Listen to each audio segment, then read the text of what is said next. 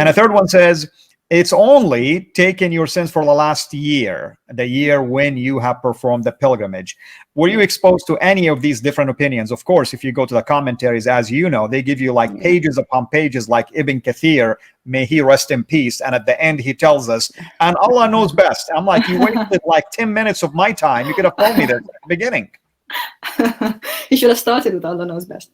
Yes, brother. Even with the most reassuring thing in Islam, even that there's doubt.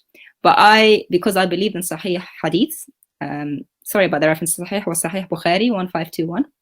I believed in the one that says, whoever performs Hajj for Allah's pleasure and does not do evil or sins, then he will return after Hajj free from all sins, as if he was born new.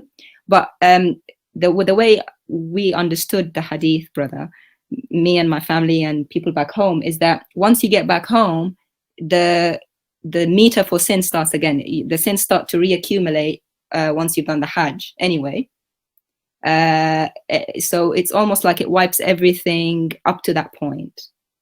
So even that's really not good enough if you think about it, because as soon as you get home, you have to start again. But I wanted that. Because, that's right. I wanted that because that was the closest thing. You know, even if it meant a short time of being close to, well, I thought it was God, being close to Allah and being right with him, even if it's a short time, I wanted it. That's how desperate I was. I was desperate for forgiveness, even if it was short-lived. So I went to Hajj. I took my dad. I spent all my life, my savings on it. It's very expensive, you know. As you know, well, you're Saudi, brother. You had the privilege, well, I shouldn't say privilege, being there. I have to say, I used to ache for people I know that they have spent all of their life savings just to come to that place, come to realize that I'm sure it was a huge disappointment. Yeah. Well, when exactly. So I spent my a lot of money, and the build up to it, and everybody saying, oh, you're going to Hajj, you're getting your sins forgiven, you buy clothes, their clothes and all that. And then when I went there, it was just chaos, brother. It was chaos. I saw grown men act like fools, pushing each other, and then when they get to the Kaaba, they touching it, they're rubbing it, the stones, they're kissing it, they're crying. They're grown people acting like fools. That's what I saw. And pushing each other, hurting each other, pushing away women, kids. They didn't care. They wanted that forgiveness badly. They were as desperate as I was, and I was with them. And it looked to me like it's ridiculous. It looked bizarre. And I just thought, what is this? What am I doing? I just had this moment of clarity that I'm in the middle of this chaos. And is God happy with this? Is this what he wants to see? Is this, he just wants to laugh at us? Because I'm sure it's laughable to him, looking from above at, adults acting silly, basically. And if you follow the rituals of Hajj, there's a place where you do the CIRA, I told you, brother. It's a place where you run from the two mountains, the Safa and Marwa, that you run 7 times.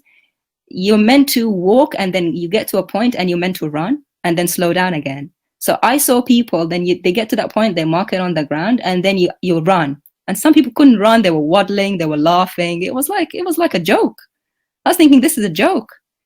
And so many stones in worship. It's not just the black stone, the Jamarat, where people throw stones at stone pillars. It's just so many stones. And if people weren't shouting at a stone of the devil, they were rubbing another stone and kissing it. I was like, what is this? How did you feel about this? I mean, did this just for a second give you the impression that there is something paganistic about this? Yeah. Like I said, because I had come to the West, I've seen Hindus and how they treat their gods, their statues. They rub them the same way. It did feel pagan. It did. And it felt wrong. Even though I'd seen it on TV, nothing prepares you for when you're in it. And I thought, this is just... So inside me, I felt it was wrong. And also I thought, God he's just laughing at us. We're entertainment to him. This is ridiculous. So I spent all my money just to do this. Sorry, go on, brother. Especially the running part, right? Did you win every time you run? Did you Oh, defeat the others who were running with you? I won. Yeah, and people used to race. I'm sure, brother, you went. People will be like, okay, when we run, let's see how far I get. And you run fast, and you see people waddling behind, and they're laughing. I thought, so this is just joke. I still did it though. It just shows you how deep the brainwashing is. It didn't stop me. I still finished the rituals because I spent all that money and I wanted to get my money's worth. And if you don't mind, I want to summarize to people what's going on. You pray towards a rock, you go there and you touch that rock, and there is another rock that you kiss called the black stone. You run between two rocks, you go and stone rocks, and yet everybody is convinced actually that it's a religion that denies idolatry. I mean, go figure. Absolutely, brother. And then when you read about it, actually, before Islam, these were pagan practices that Islam just adopted. And so it seemed like it was a religion that just stole some Bible stories, through a bit of the Arab paganism that was in there, and it was just like a mix and match religion for the time. So what happened? So exciting experience. I hope no rocks hit your head, by the way. No rocks hit my head. God protected me, by the way. I didn't kiss the black stone because I couldn't get there, brother. Because obviously you've been there, how crowded it is. Oh, absolutely. I can't tell you how many times I fought people just to get there. Yeah, so I wasn't strong enough to fight the grown men that were there, and people would get there and they would stand there for a long time and kiss it a few more times, really go in there. They wouldn't just kiss it and walk off, So it was too crowded for me. I think God protected me. God protected me from a lot of evil that was there as well. As I'm sure you know, brother, and I just thank God. I thank him.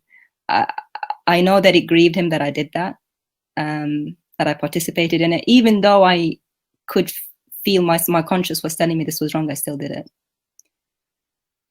And I could I could sense the emptiness. When I came back, it was worse. I was more unhappy.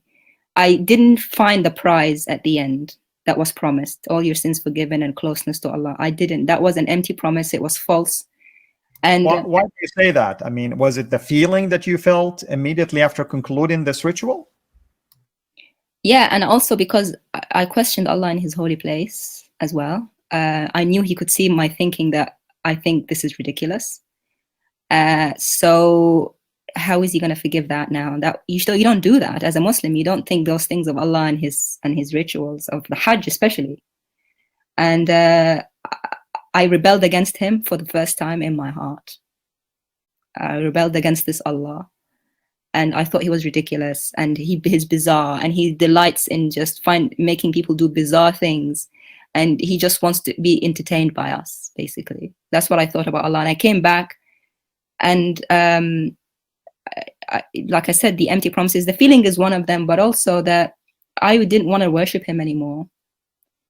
And I found myself I couldn't buy it anymore. I was moving away from all worship. People say when you come back from Hajj, you're meant to be closer. So my family was saying, you don't act like a Hajjah, you don't act, missing prayers. I was so disillusioned and so let down. Why was I trying everything? And why isn't he trying to reach me? Why is it only one way?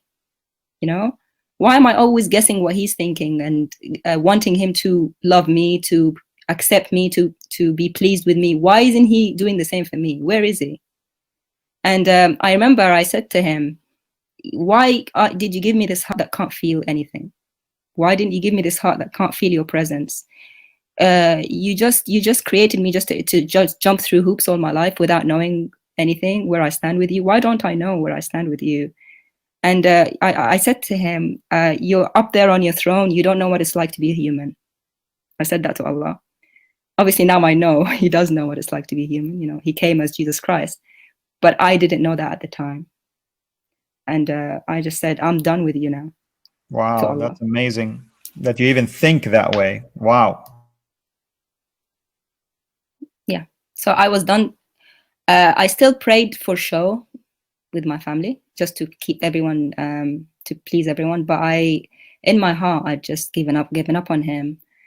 Unfortunately, Islam, it distorts God's image so much that it made me give up on him, and it made people give up on him. Now, the big atheist movement, I believe, brother, is because how much Islam distorted the image of God. Can you repeat it one more time? Because some Muslims are in denial that there is a huge atheist movement in the Middle East among young Muslims. There's definitely many people moving away from Islam into atheism, and I say the reason for that is how much Islam has distorted the image of God. The image of God in Islam is so false, it makes you give up on him. He's this temperamental God that can be with you one day and against you the next day. He's very changeable. You can't trust him. He's makir, he's a deceiver. What kind of God is this? So in a way, the most wronged, Muslims are wronged by Islam, but the most wronged person in Islam is God, the image of God. He doesn't mind about Muhammad's immoralities. He allows him to marry a child. He allows him to marry his adopted son's wife. He allows him many wives. He allows him to break his oath. If that's a God, eventually, if you think a little bit, you say, if that's God, I don't want him. And that's what happened to me. But the difference with me is that Christ caught me. I didn't go into atheism, and I thank God for that.